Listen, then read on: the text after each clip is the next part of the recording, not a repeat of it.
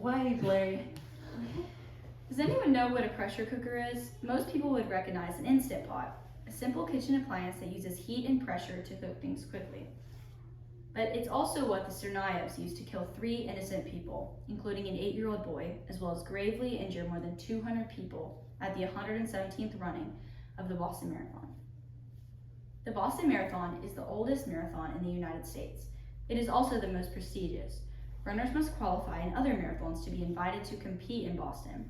The Boston Marathon occurs every year on Patriots' Day in April. Patriots' Day is a citywide holiday where citizens of Boston enjoy a day off from work to watch the marathon or take in a Red Sox game at nearby Fenway Park. The reason I am interested in this particular event is because my grandpa ran in the Boston Marathon for over 20 years, and 2013 was supposed to be his last because of various running injuries. My grandma was waiting at the finish line on Boylston Street to celebrate when all of a sudden she heard a loud noise. At 2:49 p.m., an explosion went off near the finish line of the Boston Marathon. Less than 15 seconds later, another explosion went off.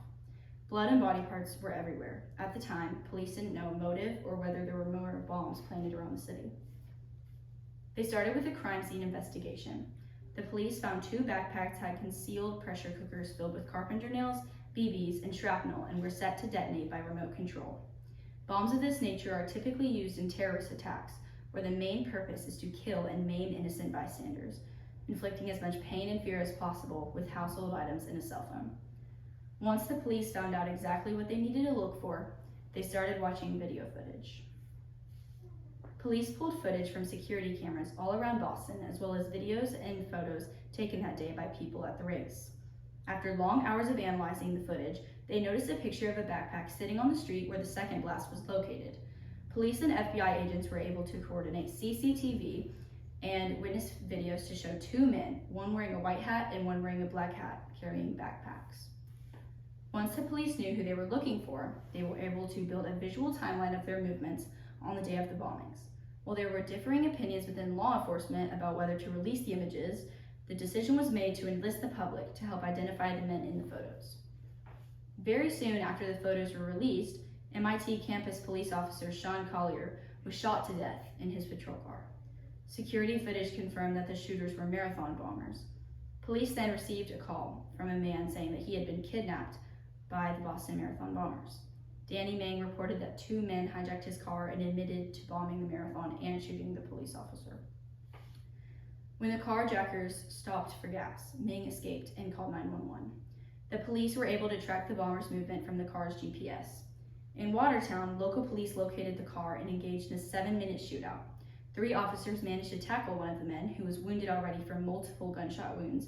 As the other bomber attempted to flee in the stolen vehicle, he ran over his accomplice and killed him.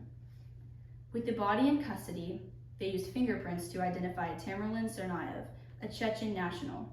His brother, who at the time was still on the run, was identified as Dzhokhar Tsarnaev. Police told everyone to stay in their houses so they could canvass Watertown. After searching everywhere for him, they almost gave up. A Watertown man called 911 saying there was someone in his boat and there was blood on it. After a short standoff and shootout, Dzhokhar surrendered. Inside the boat, Tsarnaev had written a manifesto saying that the terror attack was in response to the US wars in Muslim countries.